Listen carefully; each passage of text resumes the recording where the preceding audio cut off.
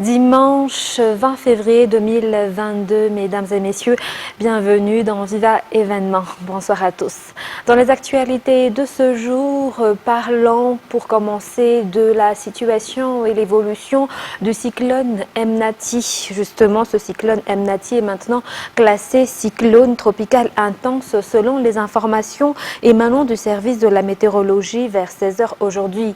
8 districts sont placés en alerte jaune et 13 autres sont classés alerte d'avertissement de couleur verte à Madagascar. Voici les prévisions du service de la météorologie. Emnati s'est intensifié en cyclone tropical intense. À 15 h locales, il était positionné à 657 km à l'ouest-nord-est de Tuamasin. Ce cyclone apporte des vents moyens estimés à 175 km par heure, alternés par des rafales de 245 km par heure. Il se déplace vers l'ouest-sud-ouest à une vitesse de 11 km par heure. Ce météore représente une menace potentielle pour les côtes est du pays en début de la semaine prochaine. Un impact direct entre Vatmanj et Manakar est ainsi prévu d'ici mardi au stade de cyclone tropical intense avec une vitesse de 170 km par heure. Ainsi, les avis d'alerte restent inchangés pour des régions et districts suivants.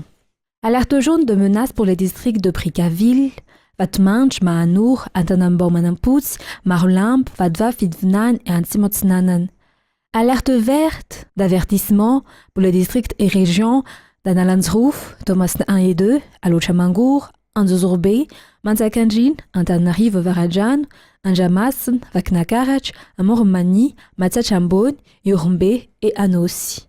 Tous les habitants concernés par ces annonces sont priés de suivre attentivement les consignes émises par les autorités locales. Une dégradation des conditions météorologiques est également prévue le long des eaux côtières est par l'arrivée des houles cycloniques modérées autour de 3 mètres. La commune de Mahanour dans la région Antinanan est en alerte jaune et se prépare pour le passage du cyclone Emnati. Ceux qui habitent les côtes devront se déplacer. Les personnes dans les villes devront de leur côté renforcer leur habitation. Ce cyclone est classé forte tempête tropicale comme Batsrai qui a laissé de graves séquelles à Mahanour. Sylvain nous en dit plus. La mer à Mahanour commence à connaître de fortes houles comme nous le voyons actuellement. Les eaux du canal de Pongalan, qui n'est pas loin de là, commencent à monter. Même si ce cyclone est à 700 km de la région Atsnanan, ses effets commencent à se faire sentir. Selon les prévisions, le cyclone Emnati entrera à Madagascar à Mahanour. Les habitants se préparent à son impact, même si cette ville ne s'est pas encore remise des séquelles du passage de Batsrai. Cette famille, par exemple, se prépare à déménager demain lundi pour ne pas être surpris par ce qui pourrait encore se passer durant le passage de ce nouveau cyclone. Les habitants de Mahanour commencent à peine à se remettre du dernier cyclone et devraient encore plus intensifier les mesures, notamment pour renforcer les toits de leurs maisons. Ils écoutent en permanence les informations et suivent à la lettre les consignes émises par l'État. Mahanour est placé en alerte jaune, tout comme les autres districts de la côte est de Madagascar. Et le district de Manakar commencera à utiliser les nouveaux carnets de Fukuntan comportant des QR codes. 10 Fukuntan seront les premiers bénéficiaires pour cette première édition, selon le ministre du Développement numérique, de la digitalisation, de la poste et des télécommunications. Ces carnets seront utilisés entre autres lors de la distribution des aides sociales venant de l'État. Reportage de Aniana Martina et Nzara Njenso. En cette période difficile qu'endure la population du district de Manakar, région Fidvnan, après le passage du cyclone Batsrai, l'État malagasy emploie tous les moyens possibles pour faciliter et accélérer la distribution des aides pour les sinistrés et les personnes vulnérables actuellement. Ainsi, le projet iFukuntan sera mis en place à Manakar, comme c'est le cas de plusieurs Fukuntan de la capitale. Le recensement de la population commencera lundi dans 18 Fukuntan de Manakar.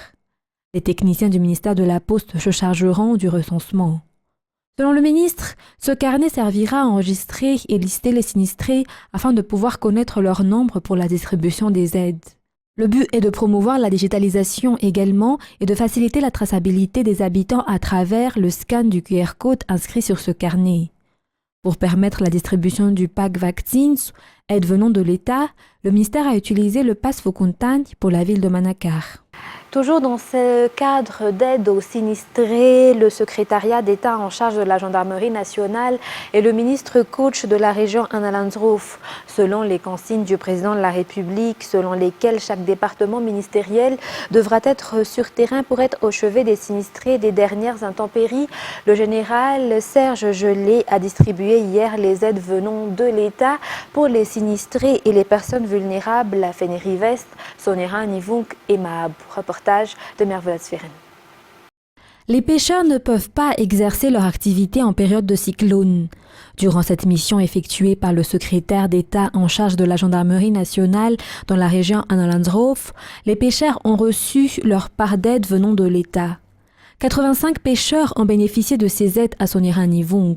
Durant ce passage du ministre coach de la région Analandrouf également, il a tenu un atelier pour le centre opérationnel CRGRC dans la salle de conférence de la région Analandrouf. Le général Serge Gelé a affirmé que tout le monde doit s'entraider pour la reconstruction des dégâts laissés par les intempéries.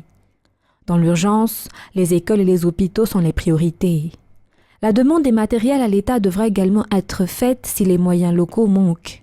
Face aux dégâts laissés par le cyclone, ce membre du gouvernement, coach de la région Analandrouf, fera un rapport à l'État pour que la construction se fasse au plus vite. Dans le cadre de la préparation du passage du cyclone Emnati, la suspension des cours ou non pour mardi prochain, date prévue du passage du cyclone Emnati à Madagascar, dépend de la situation au niveau des directions régionales de l'éducation nationale et de la circonscription scolaire, selon une autre sortie par le ministère de l'Éducation nationale le vendredi. Cette décision doit être prise par les responsables dans le secteur de l'éducation et les responsables étatiques dans les régions concernées par le passage du cyclone, selon toujours cette note. Felnora Koutoarsoul nous en dit plus. La décision de la suspension des cours ou non durant le passage du cyclone Emnati relève de la concertation entre le comité de vigilance, composé des responsables au sein du Bureau national de la gestion des risques et catastrophes, des représentants des parents, du directeur de l'école et des responsables des bases dans chaque district. Une décision qui doit être également examinée selon la situation et l'évolution de ce cyclone dans l'entrée de Madagascar est prévue mardi prochain, selon une autre sortie par le ministère de l'Éducation nationale vendredi dernier. Quoi qu'il en soit, le ministère de tutelle appelle toutes les écoles dans les régions classées zone rouge durant le passage d'Emnati à se préparer dans le renforcement des infrastructures scolaires et pour les programmes de rattrapage en cas de suspension des cours, comme l'a indiqué le dernier communiqué. Néanmoins, le ministère de tutelle précise que le programme scolaire sera achevé comme il se doit, car des dispositifs ont été mis en place pour préparer à ce genre de situation en début d'année. Les vacances ont été raccourcies de 7 jours. La période de l'année scolaire est rallongée de 10 mois et a été divisée en 5 bimestres afin de rattraper les éventuels retards dus aux suspensions des cours à cause des catastrophes naturelles. Et dans la capitale, page insécurité, un grand soulagement pour les étudiants de l'université d'Ankats. En effet, après leurs multiples plaintes concernant l'insécurité qui sévit dans cette partie de la ville d'Antananarive, la commune urbaine d'Antananarive a installé 15 points de lumière dans les quartiers des étudiants d'Ankats. L'obscurité favorise l'insécurité dans ce quartier et ce dernier est même classé parmi les zones rouges de la capitale, une raison pour laquelle la CUA a mis en priorité l'installation de ces éclairages publics et qui est aussi inscrit dans les engagements du maire d'Antananarive. Plusieurs quartiers de la capitale ont bénéficié de telles installations et cela se poursuivra dans le quartier d'Ampatsakan la semaine prochaine.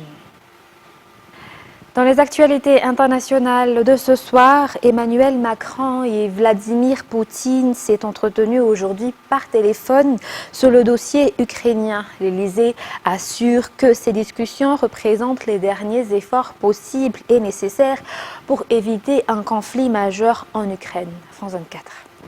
après une nouvelle journée marquée hier par de multiples violations du cessez-le-feu dans le Donbass, et vous l'avez dit, avec la mort de 2 soldats ukrainiens, eh bien, la région hier, aujourd'hui s'est réveillée avec déjà plusieurs dizaines de violations de ce même cessez-le-feu. Certains checkpoints, ce sont l'armée ukrainienne, sont aujourd'hui fermés. Donc vous le voyez, la tension ne retombe absolument pas dans la région. La journée d'hier a été aussi marquée par des tirs de mortier qui se sont abattus tout près du ministre de la Défense ukrainien qui se trouvait dans la région pour inspecter les positions militaires de l'armée.